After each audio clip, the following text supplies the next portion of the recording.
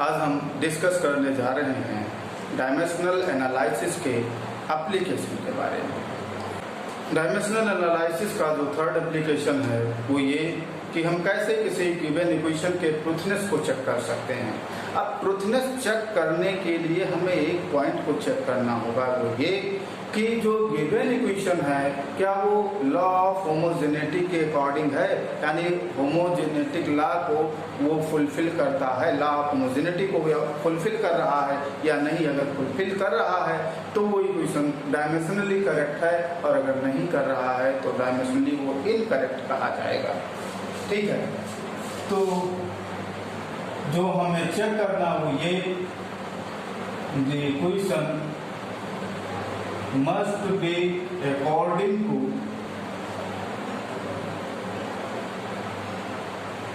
law of homogeneity। जो equation है वो लॉ ऑफ होमोजेनिटी के अकॉर्डिंग होना चाहिए। तो एग्जांपल लेते हैं, देखते हैं इस पर बेस्ड एग्जांपल। जैसे मैंने सपोज कर लिया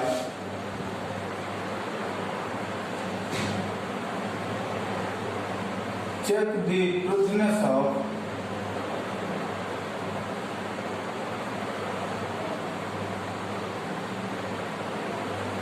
the equation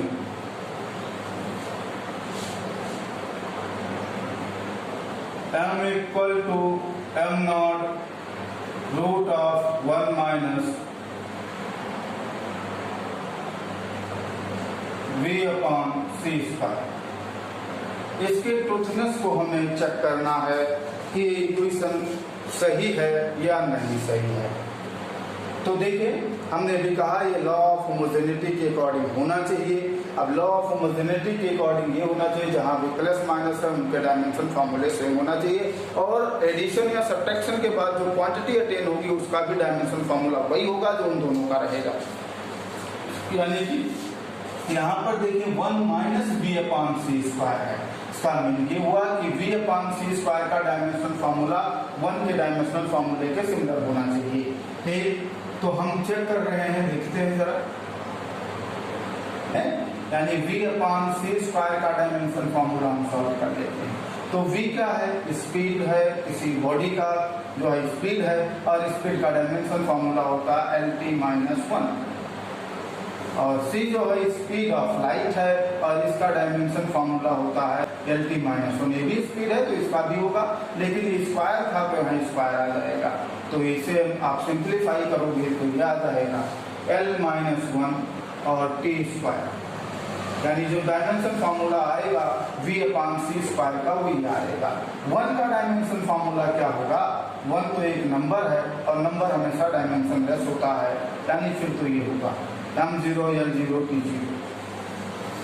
अब लॉ ऑफ होमोजेनिटी तो कह रही है कि भाई 1 माइनस अगर इतना लिखा तो इसका डायमेंशन फार्मूला सिमिलर होना चाहिए, लेकिन यहाँ तो डिफरेंट आ रहा है, यानी लॉ ऑफ होमोजेनिटी को ये फुलफिल नहीं कर रहा है, यानी जो इक्वेशन है वो सही नहीं है, जो इक्वेशन है वो गलत है, इनकरेक्ट है। तो यहाँ पर जो है आप लिख सकते हो द इक्वेशन is incorrect। ठीक, तो यहाँ जो क्लियर हो गया कि जो इक्वेशन है वो सही नहीं होगा, ये इक्वेशन गलत है। ऐसे नेक्स्ट एग्जांपल जरा देखते हैं।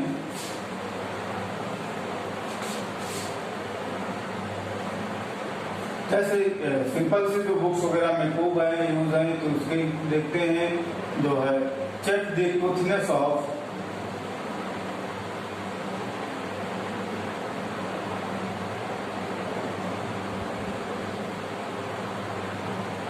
S equal to ut plus half at square. इसके ट्रूथनेस को चेक करना है। तो यहाँ पर भी देखें ut plus half at square, यानी ut का डायमेंशन फार्मूला और हाफ at स्क्वायर का डायमेंशन फार्मूला और s का डायमेंशन फार्मूला ये सब सिमिलर होना चाहिए। तो हम एक फाइंड करते हैं। तो s का डायमेंशन फार्मूला हम चेक करने जा रहे हैं। तो चेक में पहले s का डायमेंशन फार्मूला, s क्या है डिस्टेंस कवर्ड है और डिस्टेंस कवर्ड का जो डायमेंशन फॉर्मूला होता है वो लेंथ टाइप है, तो कैपिटल एल होगा, यानी इसका जो डायमेंशन फॉर्मूला होगा वो कैपिटल एल होगा। ऐसे यूटी का जरा सॉल्व करते हैं। यूटी का डायमेंशन फॉर्मूला तो ये होगा यू का डायमेंशन फॉर्मूला और इनटू टी का डायमेंशन फॉर्मूला। अब यू क्या है, इनिशियल स्पीड है या वेलोसिटी है, तो इसका डायमेंशन फॉर्मूला है t-1 होगा और टाइम का तो कैपिटल टी होगा। अब यहाँ देखें t पावर +1 है, यहाँ -1 है, तो t पावर 0 हो जाएगा, -1 प्लस 1 तो ये t पावर 0 होगा, यानी यहाँ डायमेंशन फॉर्मूला यह आ गया। जो यूटी का डायमेंशन फॉर्मूला है वो कैपिटल एल है। हाफ AT स्क्वायर का भी पता कर लेते हैं। हाफ AT स्क्वायर का डायमेंशन फॉर्मूला जो होगा वो हाफ का डायमेंशन फॉर्मूला और ये का डायमेंशन फॉर्मूला और t के डायमेंशन फॉर्मूले का स्क्वायर लिखना होगा। ठीक, तो यहाँ जरा देखिए हाफ तो नंबर है, इसका डायमेंशन लेस होता है, तो इसको तो लिखने नहीं है, छोड़ दीजिए, या लिखना चाहिए तो m0 l0 t0 लिखिए। ठीक, ये तो होता है LT-2, तो यहाँ LT-2 अप्लाई किया और t capital T time t जो है वो टाइम है, तो कैपिटल टी हो गया इसका डायमेंशन फॉर्मूला t स्क्वायर। तो इसे जब आप और सिंप्लीफाई करोगे तो m तो 0 ही रह जाएगा, यल यहाँ देखें क्या आ रहा है, यल ही रहेगा और टी स्क्वायर यहाँ पर है और यानी टी स्क्वायर यहाँ आएगा और टी पावर -2 है, तो यहाँ टी पावर 0 हो जाएगा या टी हट जाएगा, या केवल आप लिख सकते हो यल हो गया ये। तो हाफ AT स्क्वायर का भी डायमेंशन फॉर्मूला कैपिटल यल है, यानी यस का जो डायमेंशन फॉर्मूला है वही यूटी का भी है और वही हाफ AT स्क्वायर का भी है, यानी डायमेंशन फॉर्मूले सभी के सही हैं, आ रहे हैं सिमिलर आ रहे हैं, तो इसका मतलब इक्वेशन करेक्ट है। ठीक, therefore equation S equal to u t plus half AT square is correct. ठीक, तो इससे हमें फाइंड आउट हो गया कि ये जो इक्वेशन है ये करेक्ट